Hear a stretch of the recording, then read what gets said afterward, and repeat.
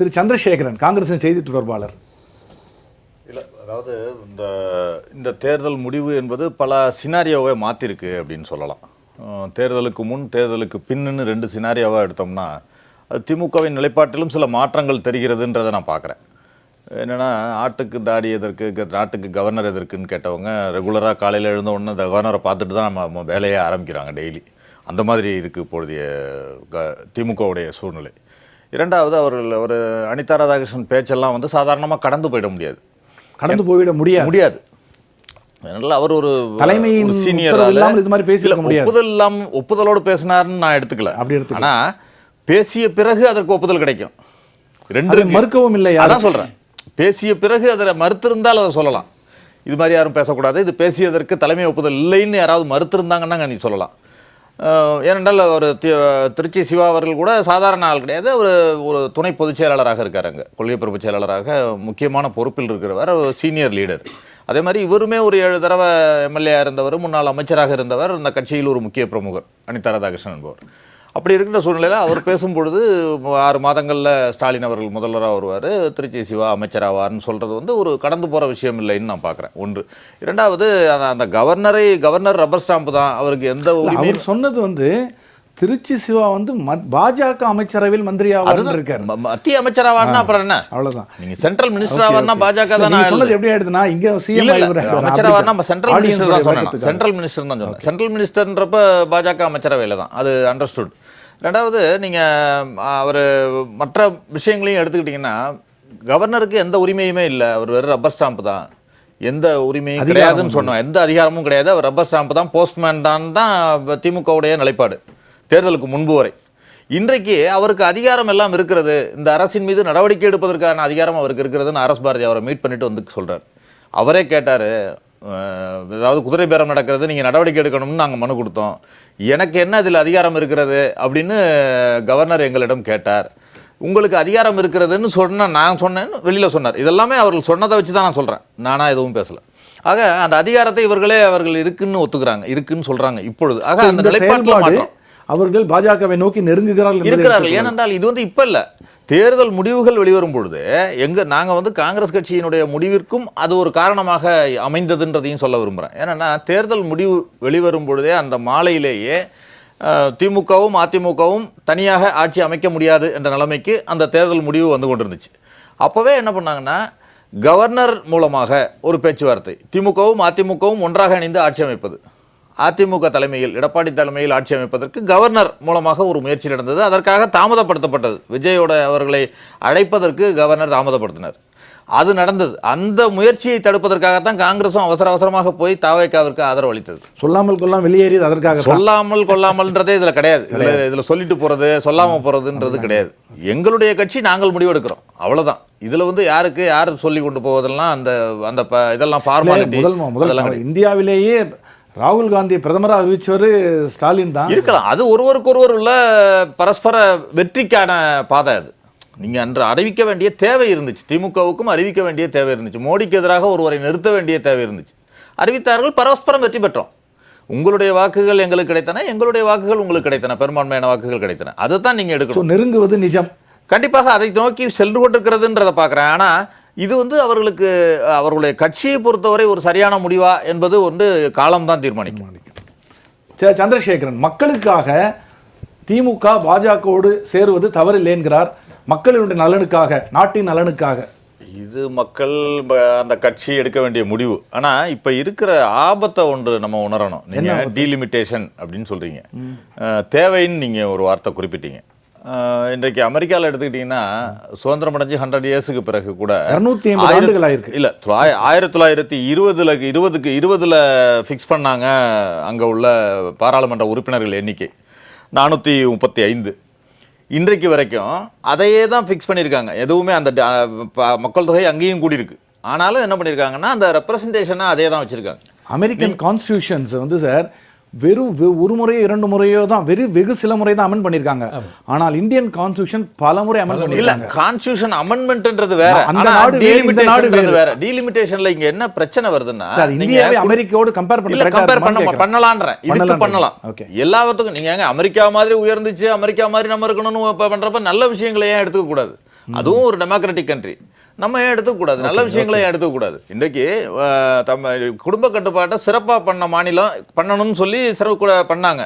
பண்ணுறப்ப சிறப்பாக கடைபிடித்த மாநிலங்கள் பாதிக்கப்படுது. இன்றைக்கு டீலிமிட்டேஷன் கொண்டு வர்றப்ப உத்தரப்பிரதேசம் இன்றைக்கு 80 தொகுதிகள் இருக்குது. இங்கே தமிழ்நாடு பாண்டிச்சேரி எடுத்துக்கிட்டிங்கன்னா 40 தொகுதிகள். நீங்கள் எந்த பர்சன்டேஜில் எடுத்தாலும் சரி, மக்கள் தொகை அடிப்படையில் எடுத்துக்கிட்டாலும் சரி, ரெண்டுலையுமே பாதிக்கும். பாதிக்கிறப்ப என்ன ஆகும்னா, இன்றைக்கு ஒரு 4-5 மாநிலங்கள் மட்டுமே ஒரு பிரதமரையோ அல்லது அகில இந்திய அரசியலையோ தீர்மானிக்கக்கூடிய கட்டத்துக்கு வரும். தென் மாநிலங்கள் சுத்தமாக புறக்கணிக்க. அப்படி நீங்க சொல்வதா இருந்தால் திமுக எதிர்க்கின்ற பட்சத்தில் காங்கிரஸ் மத்திய எதிர்க்குமா? திமுகவோட சேர்ந்து ஏற்கனவே எதிர்த்தது தானே டீலிமிட்டேஷனை. காங்கிரஸ் எதிர்த்தது தானே.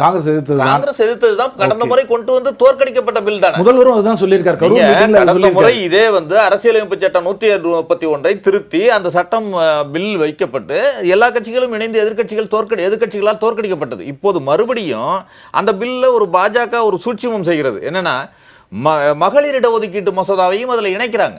நீங்க அதற்கும் இதற்கும் சம்பந்தமே கிடையாது. கடந்த முறை அதுதான் பண்ணாங்க. ஆமா, அதேதான். மகளிர் இடஒதுக்கீடு மசோதா தனி, அது ஏற்கனவே நிறைவேற்றப்பட்டு விட்ட ஒரு மசோதா. அந்த மசோதாவிற்கும் டீலிமிட்டேஷனுக்கும் மக்கள் தொகை கணக்கெடுப்புக்கும் எந்த சம்பந்தமும் கிடையாது. நீங்க ஏற்கனவே நிறைவேற்றப்பட்ட போது ஒருமனதாக மகளிர் இடஒதுக்கீடு மசோதா பாராளுமன்றத்தில் நிறைவேற காங்கிரஸ் உட்பட எல்லா கட்சிகளும் ஒத்துழைத்து 2023 நிறைவேற்றப்பட்டது.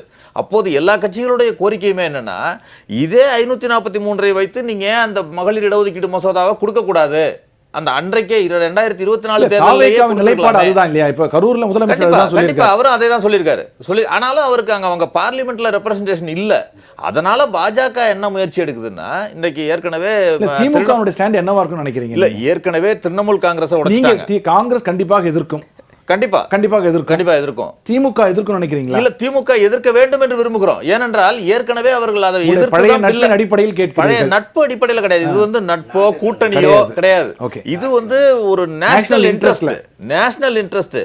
ஒரு மாநிலம் பாதிக்கப்படக்கூடாது, ஒரு ஓரவஞ்சனை இருக்கக்கூடாது. ஏன்னா இங்க பெருந்தலைவர் காமராஜர் பிறந்த நாள் நேற்றுக்கு கொண்டாடணும். இன்னைக்கு பாத்தீங்கன்னா இங்கிருந்து 2 பிரதமரை தேர்ந்தெடுத்த ஒரு கிங் மேக்கரா இருந்திருக்காரு இங்க தென் மாநிலத்திலிருந்து. இன்றைக்கு என்ன ஆகுது, இந்தியாவுடைய ஜியோகிராபிக்கலையே மாத்துறதுக்கான முயற்சி பாஜக செய்து கொண்டிருக்கிறது.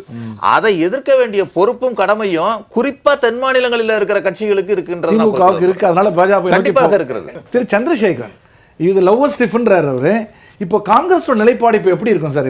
இப்போ நீங்க வந்து தாவைக்காவே வந்து சில நேரத்தில் நாங்கள் மத்திய அரசை எதிர்க்க போவதில்லை, சும்மா எதிர்கட்சிங்கிறதுனால நாங்கள் எதிர்த்து இருக்கணும்னு அவசியம் கிடையாதுன்ற ஸ்டேட்மெண்ட்லாம் விட்டுருக்கும் பொழுது அப்போ காங்கிரஸ் நிலைப்பாடு என்னவாக இருக்கும்? இல்லைங்க, நீங்க அரசு கட்சின்னு ரெண்டு பார்க்கணும். நீங்க எல்லாவற்றுக்கும் எதிர்க்கணுங்கிறது காங்கிரஸ் கட்சி ஆட்சியில் இல்லையா? இப்ப தெலுங்கானா மாநிலத்தில் என்ன டெய்லி போராட்டமா பண்ணிட்டு இருக்காங்க சென்ட்ரல் கவர்மெண்ட் எதிர்த்து. ஆனாலும் எதிர்கட்சி தானே. கேரளா முதல்வர் வந்து 40 நிமிஷம் பிஎம் பார்த்துட்டு தானே வர்றாரு. நடந்துகிட்டு தானே இருக்கு. அங்கேயே கவர்மெண்ட் நடந்துகிட்டு தான் இருக்கு. பிரச்சனைகள் இருக்கலாம். சில பிரச்சனைகள் வந்து அரசு ரீதியாக, நிர்வாக ரீதியாக பல பிரச்சனைகள் இருக்கலாம். கொள்கை ரீதியாக சில பிரச்சனைகள் இருக்கலாம்.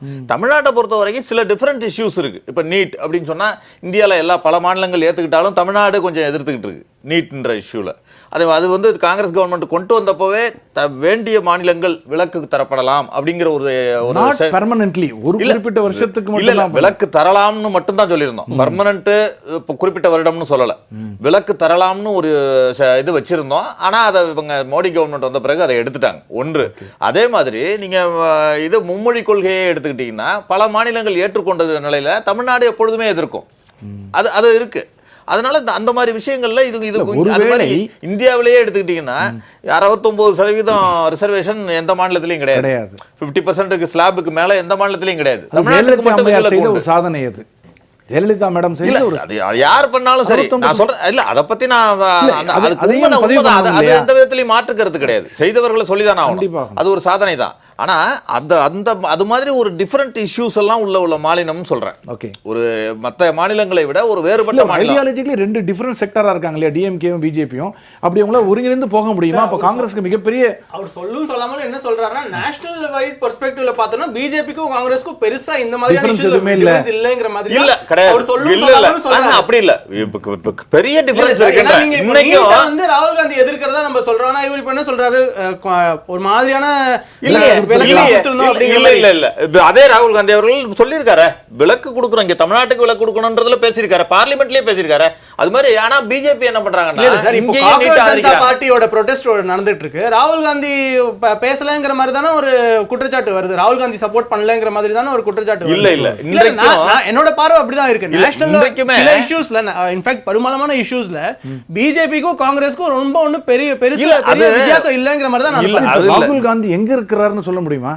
இல்ல அது ஓகே, அது எங்கனாலும் இருந்துட்டு போட்டோம். அவரு ஒரு லீடர், ஒரு நாடே பத்தி எரியுது, பல விஷயங்கள் எகிறது, இந்த நேரத்தில் ஒரு எதிர்க்கட்சி தலைவராக இருக்க வேண்டியவர் எங்க இருக்கிறார்ன்றதே ஒரு கேள்விக்குறியா இல்ல. இல்ல எல்லா விஷயங்களையும் நீங்க இல்ல நீங்க வந்து பர்சனலா நீங்க போற மாதிரி தெரியுது. சார் எப்படி சார்? நோ சார், நீங்க எல்லா இஷ்யூலயும் நீங்க இன்றைக்கு கூட ட்விட்டர் இருக்குங்க, அவரோட ட்விட்டர் இருக்கு, அவருடைய கருத்துக்கள் இருக்கு, எல்லாம் ஏங்க எது வேணாலும் இருக்கலாங்க. நேரடியாவும் களத்துல இருக்காரு. இந்தியால கன்னியாகுமரியில இருந்து காஷ்மீர் வரைக்கும், மணிப்பூர்ல இருந்து மகாராஷ்டிரா வரைக்கும் நடைப்பயணம் செய்தவர்கள் இந்த இப்ப இருக்கிற தலைவர்கள் யாராவது ஒத்தரை காட்டுங்க, கை காட்டுங்க. மக்களோட நடந்தவங்கள யாராவது ஒத்தரை கையை காட்டுங்க நீங்க தலைவர்கள். ஆக அந்த அளவிற்கு மக்களோட இருக்கிறவர் தாங்க அவரு. எல்லாவற்றிலும் மக்களோட இருக்கிறவர் தான். அடுத்த வாரம் தமிழ்நாட்டுக்கும் வராரு. ஓகே, அடுத்த வாரம் வருகிறார். நீங்க கேட்டதுனால அதனால சொல்றேன், அடுத்த வாரம் வர்றாரு. அதனால நீங்க எல்லாவற்றிலும் எல்லா பிரச்சனைகளிலும் மக்களோடு இருக்கின்ற தலைவராக தான் அவர் இருக்கிறாரு. அதனால நீங்க ஒரு தனிப்பட்ட முறையில எங்கேயோ விசிட் பண்றதையோ அல்லது போகிறதையோ வந்து நீங்க அவர் எங்க அப்படிங்கிறது மாதிரி கேட்கறதுன்றது வந்து ஒரு சரியான நடைமுறை இல்லை. எனக்கு அந்த ஒரு குடிமகனாக கேட்கக்கூடிய உரிமை உங்களுக்கு இருக்கு, எனக்கும் உண்டு. நாட்டை வழிநடத்தக்கூடிய தலைமை திறமையும் வாய்ந்த ஒருவர் எல்லாம் இருக்கிறார். எல்லா விஷயங்கள்லயும் அவருடைய தலையீடு, அவருடைய கருத்து. திரு சந்திரசேகர், அந்த இது ஏற்றுக்கொள்ளக்கூடியதான். அந்த நிலை வரும்போது உங்களுக்கு நீங்க என்ன ஸ்டாண்ட் எடுக்க முடியும் உங்களால? நீங்க டிவிகேவும் பிஜேபியோட நெருங்குது ஒரு ஸ்டேஜ்ல. அப்ப உங்களுடைய நிலைப்பாடு ரொம்ப தர்ம சங்கடமா இருக்காதா? இல்ல, எப்படி ஒரு அரசாங்கத்தை இப்போ நீங்க கட்சியா இருந்து பேசுறது வேற. இல்ல அரசாங்கம் நெருங்குறத பத்தி நாங்க கவலையப்படல. ஒன்று. இரண்டாவது, கட்சி ரீதியாக எப்படி நெருங்கும்னு சொல்றீங்கன்னு தெரியல. ஏன்னா அவரே கூட கிளியர் ஸ்டாண்ட் எடுத்தார். அவர் கிளியரா இல்ல, அவரே கிளியர் ஸ்டாண்ட் எடுத்தார். ஃபர்ஸ்ட் திரு விஜய் அவர்கள் சொன்னது கொள்கை எதிரின்னு அவரை சொல்லிட்டு சொன்னதோட மட்டும் இல்ல, தேர்தலுக்கு பிறகு அவருக்கு ஷார்டேஜ் இருந்தப்ப நேரடியாக அதிமுகவை அணுகியிருக்கலாம். மொத்தமா அவர் இது பண்றதுக்கு அவருடைய ஆதரவு கோரிக்கலாம். ஆனா திமுகல இருந்த செக்யூலர் ஃப்ரண்ட்ல இருந்த ஒரு கட்சிகளை தான் கூப்பிட்டாரு. காங்கிரஸ், கம்யூனிஸ்ட் இயக்கங்கள், இவங்களெல்லாம் கூப்பிட்டாரு. ஐயுஎம்எல் செக்யூலர்ல வருமா? ஐயுஎம்எல்லாம் செக்யூலர் தான். அப்படியா? ஏன் அது என்ன இருக்கு? இல்ல சார், செக்யூலர் ஒரு மதமா, ஒரு மதம் பேர்ல இருக்கிறதுன்னு சொல்றீங்க. அவர்களுடைய எதற்காக வச்சிருக்காங்க. நீங்க சுதந்திரம் அடைந்த பீரியட்ல இருந்தே அந்த முஸ்லீம் லீக் இயக்கம் அங்கு செயல்பட்டு வருகிறது இந்தியால. நீங்க இன்னொரு இயக்கத்தை வந்து நீங்க ஒரு மத ரீதியான ஒரு எதிர்ப்பு சொல்றாருல, எடுத்த உடனே கிறிஸ்தவ ரீதியாக பிரிச்சு பண்ணுவாங்க, முஸ்லீம் ரீதியாக, அது கிடையாது. அவர்களுக்கு பாதுகாப்பாக ஒரு இயக்கத்தை வைத்து நடத்தி கொண்டிருக்காங்க. ஆனா இன்னொரு இயக்கத்தின் மீது, இன்னொரு மதத்தின் மீது அவர்கள் துவேஷத்தை என்றைக்குமே கக்கியது கிடையாது. அதுதான் நீங்க மத ரீதியா பிரித்து பார்க்கணும். நீங்க இன்னைக்கு அதிமுகவை பத்தி குறிப்பிட்டிருந்தாங்க, கரையுதுன்னு சொல்லிட்டு. அவர் மோடி எங்கள் டேடின்னு சொல்லிட்டு சொன்ன ஒரு அமைச்சர், முன்னாள் அமைச்சர் இருக்காருல்ல, அவர் என்ன சொல்றாருன்னா, ஸ்டாலின் அவர்களுக்கு கோபம் வந்தா வந்து ஆட்சிக்கு அவிழ்ந்துரும் சொல்றாரு. அவர் எந்த கட்சியில இருக்காருன்னு அவருக்கே மறந்துடுச்சுன்னு நினைக்கிறேன். எடப்பாடி அவர்களுக்கு கோபம் வந்தா ஆட்சிக்கு அழையும் சொன்னா அதுல அர்த்தம் இருக்கு. ஆக இந்த ரெண்டு கட்சிகளும் எப்படி ஒருங்கிணைகிறது, எப்படி ஒரே கோட்டில் ஒரே நேர்கோட்டில் வருகிறது அப்படிங்கிறதுக்காக சொல்றேன்.